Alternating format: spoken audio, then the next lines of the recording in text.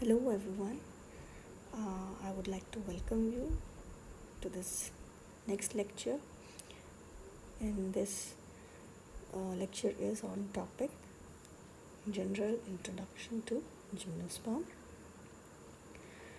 So we will start with gymnosperms and their origin. Basically, gymnosperm term was given by Theophrastus and is made of two words, gymnos and sperma.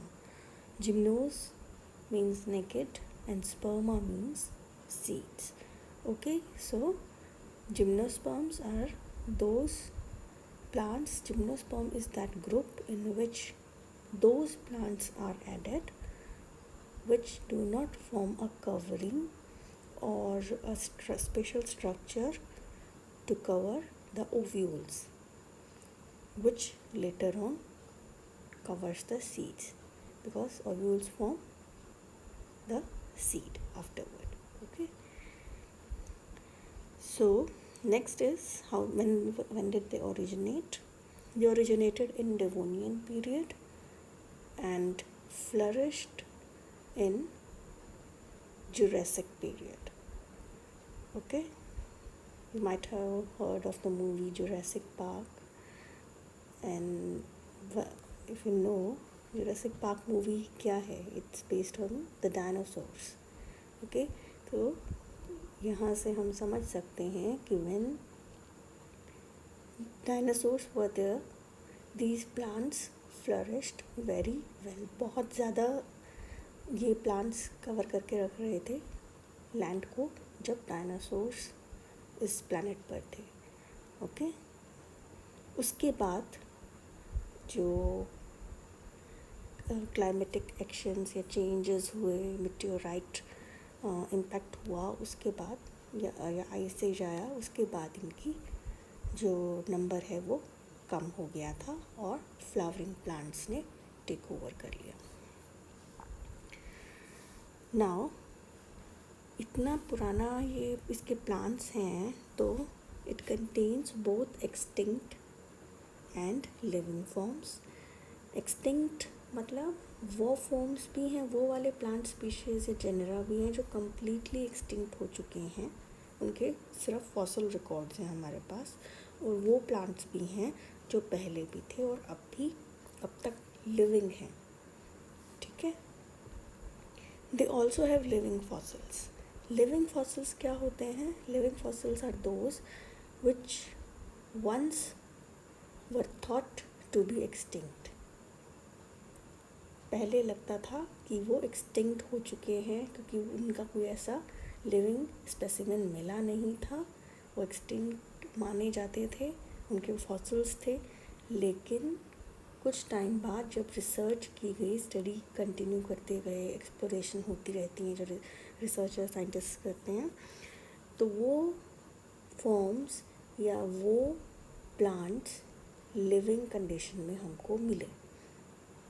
ठीक है. तो main क्या basically क्या है, ये पहले उन प्लांट्स को एक्सटिंक्ट माना गया था लेकिन वो एक्चुअली एक्सटिंक्ट नहीं थे, वो अब भी प्रेजेंट थे, अब भी लिविंग है. तो वो हैं living fossils. Okay, now all over the world 70 genera are present and 275 species are present of these gymnosperms. सब अलग अलग हैबिटेट्स में मिलते हैं. कोई कोल्ड टेम्परेचर्स में मिल रहा है, कोई ट्रॉपिकल में मिल रहा है, कोई सब ट्रॉपिकल में मिल रहा है. हर तरह की जो एक तरह से कह सकते हैं हैबिटेट है, वहाँ पर ये मिलते हैं. ठीक है. India has around 16 genera and approximately 53 species of gymnosperms. और ये सारे के सारे जो हैं सिर्फ 4 ऑर्डर्स को बिलोंग करते हैं. इंडिया की बात कर रही हूँ. 16 genera जो हैं ये इन 4 ऑर्डर्स को बिलोंग करते हैं. पहला है साइकेडेल्स, दूसरा कॉनिफरेल्स, तीसरा एवेड्रेल्स एंड चौथा नीटेल्स. नाउ अब थोड़ा एक बार इसकी जनरल हैबिट के बारे में देख लेते हैं. हैबिट क्या होती है? एक तरह से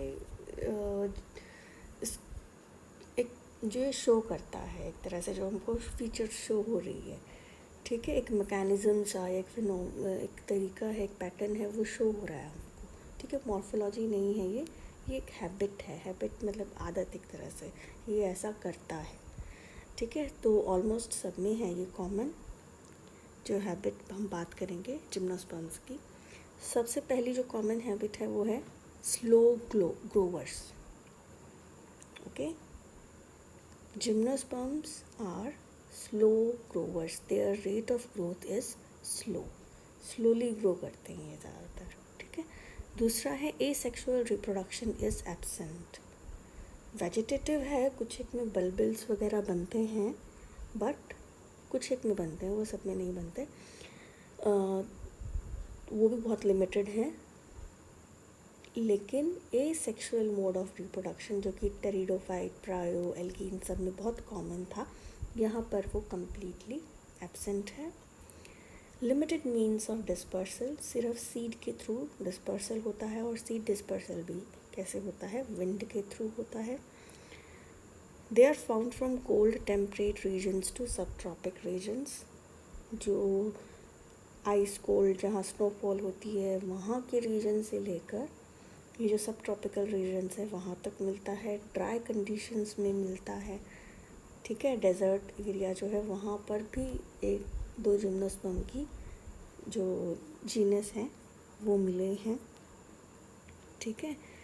इस वजह से ज़ीरोफिटिक कैरेक्टर्स होती हैं इसके अंदर, अडॉप्ट करता है ये, शो करता है, ठीक है। ज़ीरोफिटिक कैरेक्टर्स क्या होते हैं, वो कैरेक्टर्स जो कम पानी की अवेलेबिलिटी में प्लांट को ग्रो करते हैं, हेल्प करते हैं, ठीक है। तो कैसे हो सकते हैं वो, संकन स्टोमेटा है, एंडोडर्मिस है, ठीक है, और सरफेस एरिया जो है वो रिड्यूस कर देना ताकि ट्रांसपिरेशन कम हो। इस तरह के जो हैबिट है, इस तरह के जो फीचर्स हैं वो शो करता है जिम्नोस्पर्म, ठीक है, ऑलमोस्ट सब। और लास्ट है इसका लॉन्ग लाइफ स्पैन, ठीक है। It is a slow Grover but has a very long life span. यहाँ हंड्रेड्स ईयर की बात की जा रही है, 500, 600, बहुत ज़्यादा, काफ़ी पुराने जो हैं पेड़ मिले हैं, जिम्नोस्पर्म्स मिले हैं। और एक बहुत फेमस जो है कैलिफोर्निया में, अमेरिकन जो कॉन्टिनेंट है वहाँ पर भी बहुत ज़्यादा इस तरह के कॉनिफर्स, खासकर पाइन एंड देवदार, these trees are also these trees are specially very old,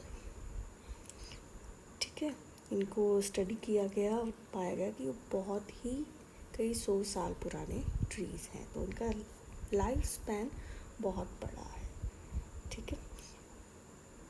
now अब हम बात करते हैं कॉमन मॉर्फोलॉजिकल फीचर्स की, जो ऑलमोस्ट सब जिम्नोस्पर्म में देखने को मिलते हैं। मॉर्फोलॉजी क्या होती है, फिर अपीयरेंस, फिज़िकल अपीयरेंस, दिखने में वो कैसा है, ठीक है। तो वो फीचर्स जो ऑलमोस्ट सब जिम्नोस्पर्म्स में मिलती हैं वो हैं ये। पहला है hard, plant is hard, soft plant नहीं होते ये, वुडी होता है, ठीक है। पेरिनियल होता है, यानी एक बार ग्रो करेगा और अपनी लाइफ साइकिल कंटिन्यू करता रहेगा, रिपीट करता रहेगा हर साल। ट्री या श्रब्स होते हैं, एवरग्रीन होते हैं ऑलमोस्ट, ठीक है। Annual and herbs are absent. Annual वो होते हैं जो एक साल में अपनी लाइफ साइकिल कंप्लीट कर देते हैं और फिर मर जाते हैं, ये इसमें जिम्नोस्पर्म में ये फीचर नहीं है।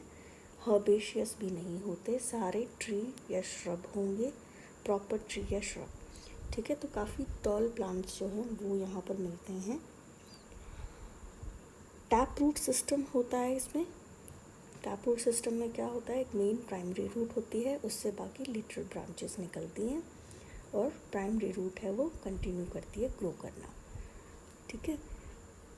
टैप रूट सिस्टम है along with the symbiotic roots, मतलब उसकी जो लेटरल ब्रांचेस हैं वो फंजाई या एल्गी के साथ, ब्लू ग्रीन एल्गी के साथ सिम्बायोटिक रिलेशन बनाकर रहती हैं, ठीक है, और हेल्प करती हैं, जो फंजाई या एल्गी है वो उसको हेल्प करती है न्यूट्रिशन लेने में सॉइल से। और नेक्स्ट है फिर स्टेम जो है वो एरियल होगी, इरेक्ट होगी, ब्रांच्ड हो सकती है, अनब्रांच्ड भी होती है जैसे साइकस, और कुछ एक में ट्यूबरस भी होती है। ट्यूबरस मतलब जैसे पोटैटो होता है ट्यूबरस होता है, इस तरह से काफ़ी फैट,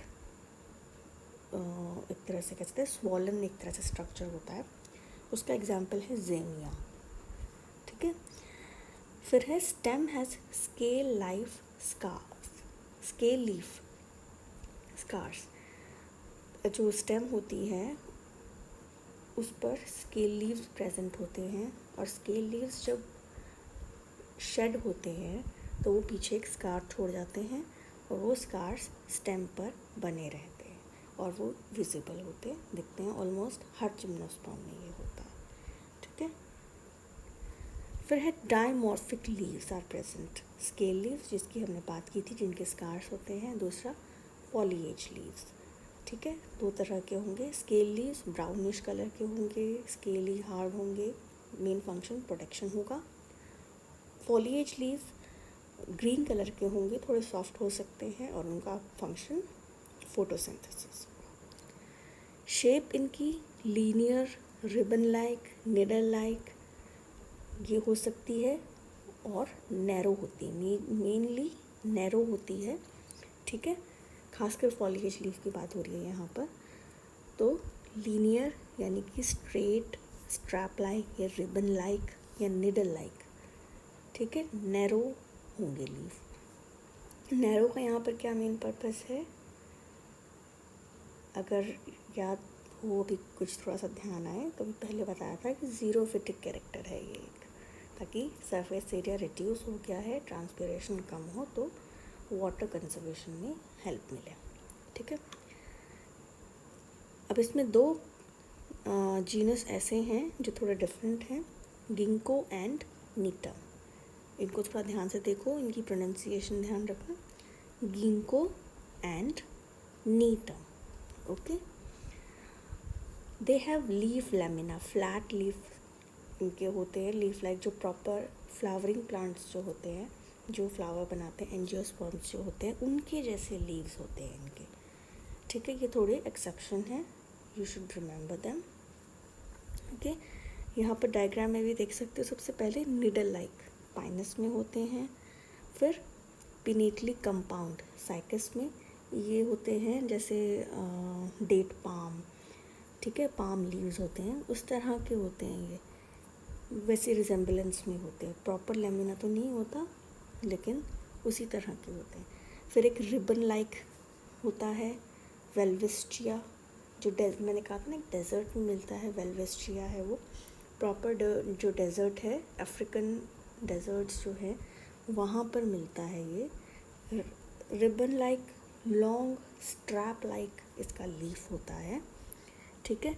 इन दोनों में, पिनेटली वाले में और रिबन लाइक वाले में, दोनों में पैरेलल वेनेशन है। फिर है गिंको एंड नीटम। गिंको आप देख सकते हो फैन जैसा है, फैन की शेप होती है उस जैसा है, और नीटम एक प्रॉपर जो एंजियोस्पर्म सा होता है उसके जैसा इसका शेप है। इनमें डाइकोटमस वेनेशन होती है, ठीक है, ये डिफरेंट है, पैरेलल पिनेटली कंपाउंड और रिबन लाइक वाले में, एंड डाइकोटमस गिंको एंड नीटम में, ठीक है। इनका लमीना लार्ज होता है, फ्लैट होता है। अब बात करते हैं जनरल एनाटॉमिकल फीचर्स की। मॉर्फोलॉजी तक आई होप आपको मेन चीज़ें समझ में आ गई हो, मेन पॉइंट्स। हम इसमें मेन वही जो है डिस्कस कर रहे हैं जो ऑलमोस्ट सब में कॉमन है, ठीक है। अब बात आती है जनरल एनाटॉमिकल फीचर्स की। एनाटॉमी कैसी है, एनाटॉमी क्या है कि सेल्स किस तरह से कहाँ पर क्या अरेंज्ड है। जो मॉर्फोलॉजी थी वो तो बाहर से हमको विजिबल जो स्ट्रक्चर है वो दिखा, अब इसको जब हम अंदर से देखेंगे, इस प्लांट को इसके अंदर देखेंगे तो क्या सेल हैं, कहाँ पर अरेंज्ड है, क्या है, वो चीज़ यहाँ पर डिस्कस की जाएगी। तो सबसे पहले है कि इन प्लांट्स में एक आउटर क्यूटिकल प्रेजेंट होती है। एपिडर्मिस जो होता है वो क्यूटिन सिक्रीट करता है, जो क्या बनाता है, एक थिक क्यूटिकल लेयर बनाता है। ठीक है, इनके जो भी स्ट्रक्चर्स होंगे उनमें क्यूटिकल कवरिंग प्रेजेंट होगी। क्यूटिकल जो है वो एक ज़ीरोफिटिक फीचर है जो कि वाटर लॉस को प्रिवेंट करता है। ठीक है, दूसरा है रेजिन डक्ट्स प्रेजेंट हैं। ठीक है, इन प्लांट्स में रेजिन डक्ट या फिर म्यूसिलेज कैनाल्स, ये स्ट्रक्चर्स प्रेजेंट होते हैं। ठीक है, इनका मेन एक काम ये भी होता है, ये प्रोटेक्ट करते हैं अगेंस्ट इन्फेक्शन, अगेंस्ट बैक्टीरिया या इस तरह से जो भी डिजीज़ कॉजिंग ऑर्गेनिजम्स हैं उनसे प्लांट को प्रोटेक्ट करके रखते हैं। ठीक है, they undergo secondary growth. In plants में सेकेंडरी ग्रोथ होती है। ट्रांसफ्यूजन टिश्यूज़ प्रेजेंट होते हैं। ट्रांसफ्यूजन टिश्यू क्या होते हैं, they are usually primitive type of phloem cells. ठीक है, तो वो यहाँ पर out of vascular bundle present होते हैं और हेल्प करते हैं प्रॉपर एक तरह से अच्छे कनेक्शन के लिए, किसके बीच में, बाहर के सेल्स में और जो वेस्कुलर बंडल है उसमें जो phloem and xylem and phloem है उनसे कनेक्ट करने में, बाहर के सेल्स को अंदर के वेस्कुलर बंडल से प्रॉपर कनेक्शन देने में ये हेल्प करते हैं, ट्रांसफ्यूजन टिश्यू। ठीक है, फिर है xylem, it has tracheids and parenchyma, vessels and fibres are absent. एक एक्सेप्शन है नीटेल्स ऑर्डर है। नीटेल्स का जो ऑर्डर है उसमें जो भी प्लांट्स आते हैं, एक including नीटम, they have vessels. Okay, उनमें वेसल्स प्रेजेंट होते हैं। वुड जो है वो मोनोजाइलिक या पिक्नोजाइलिक होगी। मोनोजाइलिक का मतलब क्या होता है कि कॉम्पैक्ट नहीं है।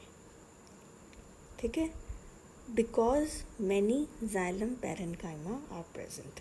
देखो जाइलम दो यहाँ पर, जैसे इससे पहले वाले पॉइंट में बताया है, ट्रैकीड सेल से और पैरेन्काइमा सेल से मिलकर बना है। जाइलम एक कॉम्प्लेक्स टिश्यू है जो एक सेल से नहीं बनता, 2, 3, 4 तरीके के सेल्स को मिलाकर फिर वो जाइलम का टिश्यू बनता है।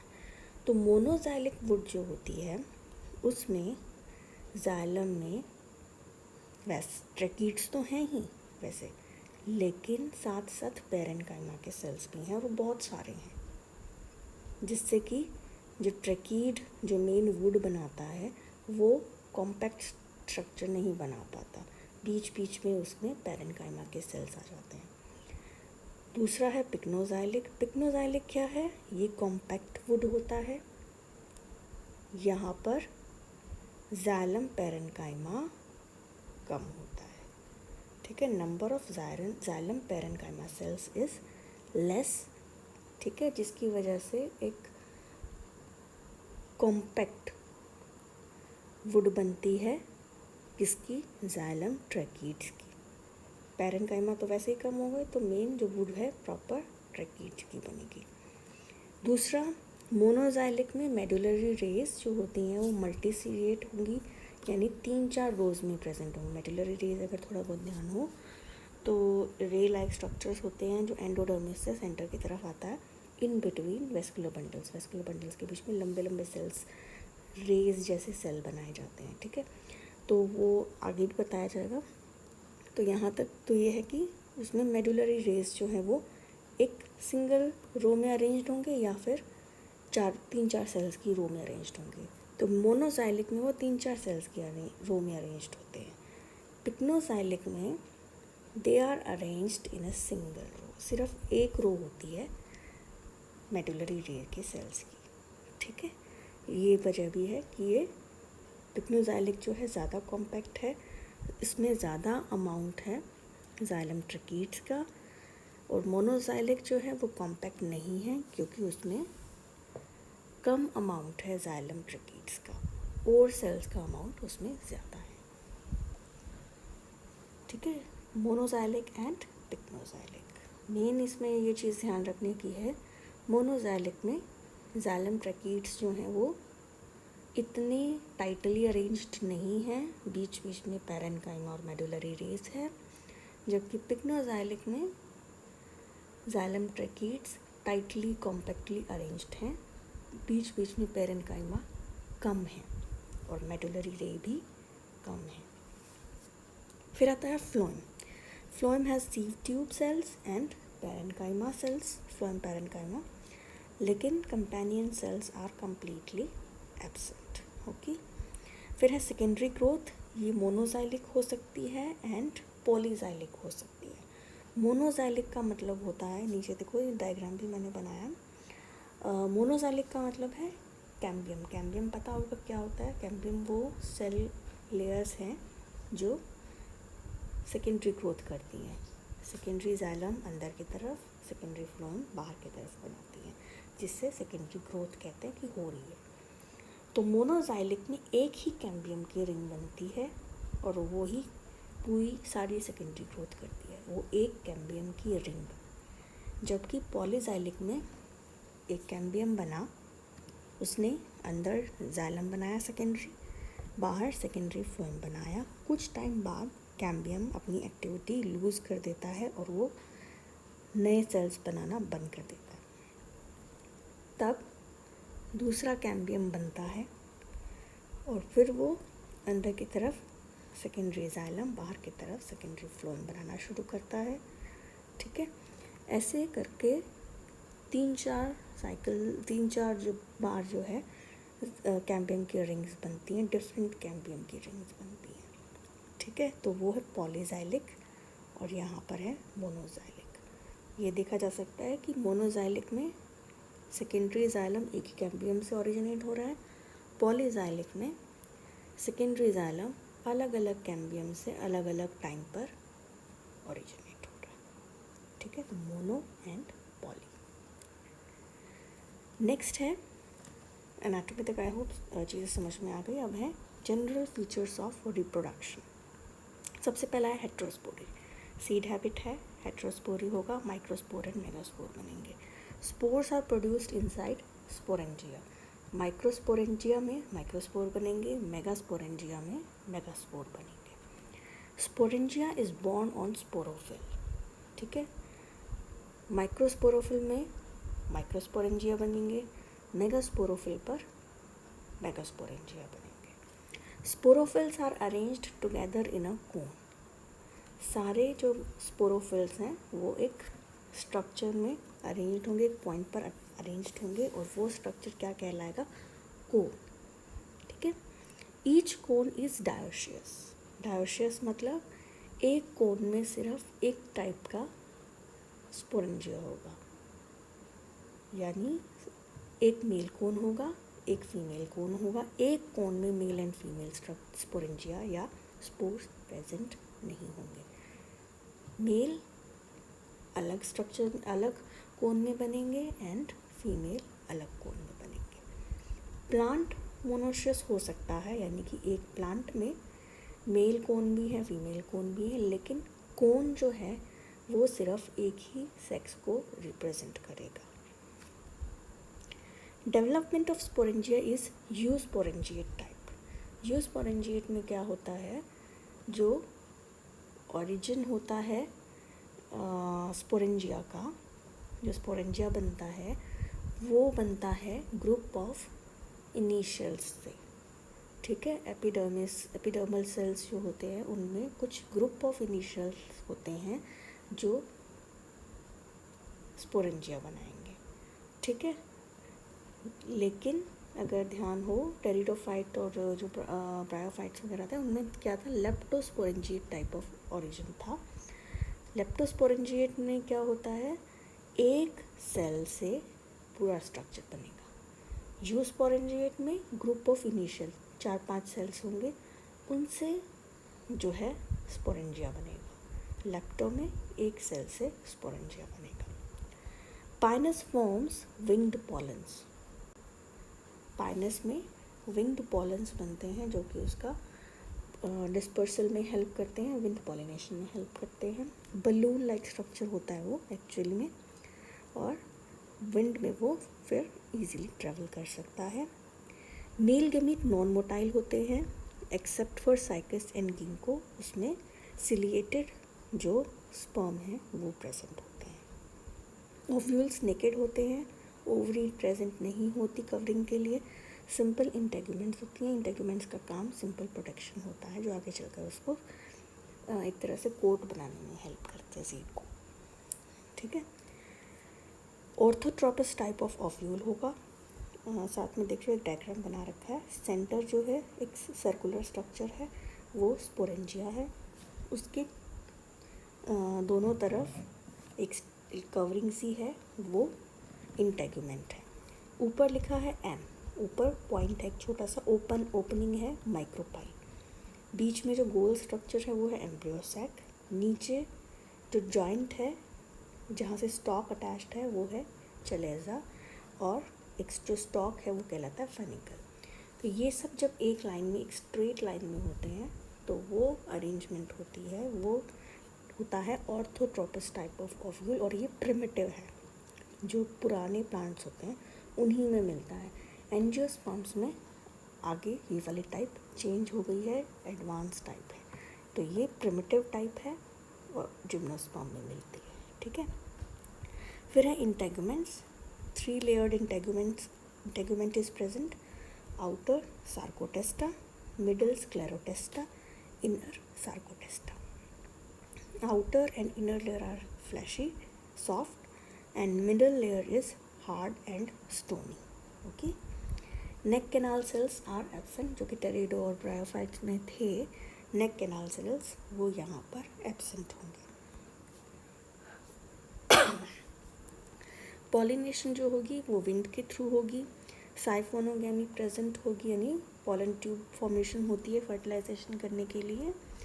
एम्ब्रियो डेवलपमेंट जो होती है वो मीरोब्लास्टिक होती है, यानी जो बेसल हाफ होता है, ठीक है, 2 तरह के एपिकल एंड बेसल। जब जाइगोट बनता है तो जाइगोट 2 सेल में डिवाइड होता है, एपिकल जो एपेक्स की तरफ होता है और बेसल जो बेस की तरफ होता है। तो एम्ब्रियो डेवलप होता है बेसल वाले सेल से, तो तब वो कहलाता है वो मीरोब्लास्टिक डेवलपमेंट ऑफ एम्ब्रियो, ठीक है। डिफरेंट एम्ब्रियो जो है वो डिफ्रेंशिएट करता है डेवलप होने में। सस्पेंसर, एक सस्पेंसर अपना सस्पेंसर बनाता है सबसे पहले, रेडिकल होता है, हाइपोकोटाइल बनाएगा, प्लूम्यूल बनाएगा एंड कोटिलेडन्स बनाएगा, ठीक है। Endosperm develops before fertilisation. Endosperm क्या होता है? Reserve food material, it develops before fertilisation. अगर थोड़ा सा ध्यान हो, पहले स्कूल में भी पढ़ा होगा, जो डबल फर्टिलाइजेशन होती है वो क्या होता है? एक एग सेल मेल गमीट जो है उससे फ्यूज़ करेगा, और दूसरा सेंट्रल सेल वो पोलर न्यूक्लियाई वो दूसरे मेल गमीट से फ्यूज़ करेगा, और जो पोलर न्यूक्लियाई है वो क्या बनाएगा फिर? ट्रिप्लॉइड एंडोस्पर्म, फूड मटेरियल जो है वो बनाएगा मेल गमीट के साथ फ्यूज़ करने के बाद। यहाँ पर ये नहीं होता, double fertilisation is absent. Male gamete सिर्फ एग सेल के साथ फ्यूज़ करता है और एम्ब्रियो बनाता है। एंडोस्पर्म पहले बनता है बिफोर फर्टिलाइजेशन इन जिम्नोस्पर्म। अब यहाँ पर फ्यूजन नहीं हुआ, वहाँ एंजियोस्पर्म में फ्यूजन हुआ था, तो एक कॉपी थी जीन्स की मेल गमीट की, और पोलर न्यूक्लियाई पहले ही डिप्लॉयड था, तो 3 तरह के जीन की कॉपी हो गई, तो इसलिए उसको ट्रिप्लॉयड कहते थे जब एंडोस्पर्म बनता था। यहाँ पर जो जिम्नोस्पर्म में जो एंडोस्पर्म है वो हैप्लॉयड है, ठीक है। एक तो फर्टिलाइजेशन नहीं हुई, दूसरा ये मियोसिस के बाद बनता है, ठीक है। तो डबल फर्टिलाइजेशन एब्सेंट है, एंडोस्पर्म फर्टिलाइजेशन से पहले बनता है और हैप्लॉयड इन नेचर होता है। फिर पॉली एम्ब्रियोनी प्रेजेंट है, यानी मल्टीपल एम्ब्रियोज बनते हैं। फ्यूजन होने के बाद मल्टीपल जो जाइगोट है वो बहुत सारे जो सेल है, डिवीज़न होने के बाद जो सेल बनता है वो बहुत सारे सेल्स में डिवाइड हो जाता है, और वो सारे सेल्स फिर ज़ाइगोट बनाते हैं और फिर वहाँ से एम्ब्रियो बनाते हैं। ठीक है, तो बहुत सारे एम्ब्रियो डेवलप होते हैं, इसलिए इसको पॉली एम्ब्रियोनिक कहा गया है, और ये कॉमन फीचर है, कॉमन ऑब्जर्वेशन है जिम्नोस्पर्म्स की। पॉलीकॉटिलिडनी भी प्रेजेंट है यहाँ पर, यानी मल्टीपल कॉटिलिडन्स बनते हैं, एक या दो नहीं बनते, उससे ज़्यादा बनते हैं। ठीक है, एंजियोस्पर्म्स में एक या दो होते हैं अगर ध्यान हो कॉमनली, तो एक होता है मोनोकोट और एक होता है डाइकोट, दो तरह के प्लांट्स। यहाँ पर पॉलीकॉटिलिडनी है। सीड जर्मिनेशन एपीजियल टाइप की है, यानी हाइपोकोटाइल बनेगा, वो बाहर निकलेगा। ठीक है, हाइपोकोटाइल जहाँ पर आता है वहाँ पर एपीजियल जर्मिनेशन होती है। ठीक है, ज़्यादातर में एपीजियल होती है, गिंको में एपीजियल नहीं होती, वो हाइपोजियल होती है, यानी उसमें हाइपोकोटाइल नहीं बनता। हेट्रोलोगस ऑल्टरनेशन ऑफ जनरेशन होता है। ठीक है, तो आई होप यहाँ तक आपको समझ में आया हो। कुछ जनरल फीचर्स डिस्कस किए गए हैं जिम्नोस्पर्म के।